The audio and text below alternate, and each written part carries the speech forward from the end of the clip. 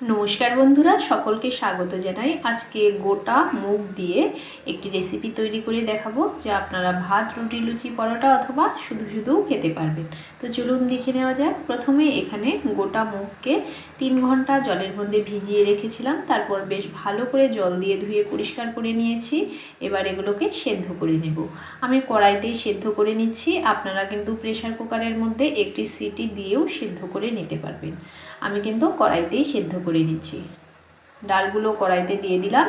এবার দিয়ে দেব পরিমাণ মতো জল, আর এর মধ্যে দিয়ে দিচ্ছি স্বাদ অনুসারে লবণ। এবার একটি ঢাকনার সাহায্যে ঢাকা দিয়ে দেব। ডালটাকে একটু বেশ ভালো করে সেদ্ধ করে নিতে হবে। একটি ঢাকনার সাহায্যে ঢাকা দিয়ে দিলাম। 10 মিনিট পর ঢাকাটাকে খুলে দেব। দেখে নেব ডালটা সেদ্ধ হয়েছে কিনা। দেখুন, ডালটা কিন্তু বেশ ভালোভাবে সেদ্ধ হয়ে গেছে।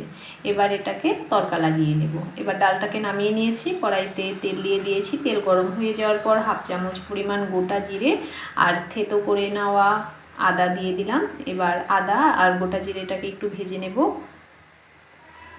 আর একটি টমেটোকে এভাবে কুচিয়ে নিয়েছিলাম, টমেটো কুচি দিয়ে দিলাম। টমেটোটাকেও একটু ভেজে নিতে হবে। টমেটো দিয়েও একটু ভেজে নিলাম। এবার এর মধ্যে দিয়ে দেব 3টি লঙ্কা। কাঁচা লঙ্কাগুলোই পেকে গেছে, তা দিয়ে দিলাম। এবার সেদ্ধ করে রাখা ডাল দিয়ে দেব।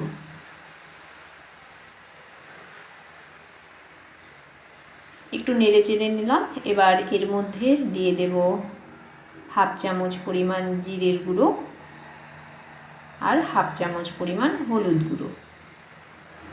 এবার মশলাগুলোকে দিয়ে ডালের সঙ্গে বেশ ভালো করে মিশিয়ে দেব।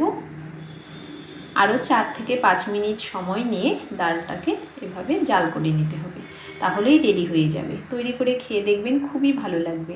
এটা যদি আপনারা একটু ঝোলঝোল খেতে চান, তাহলে একটু জল দিয়ে একটু জাল করে নেবেন, বা সেদ্ধ করার সময় জলের পরিমাণটা বাড়িয়ে দেবেন। এটা একদম রেডি হয়ে গেছে। এবার নামিয়ে সার্ভ করে নেব।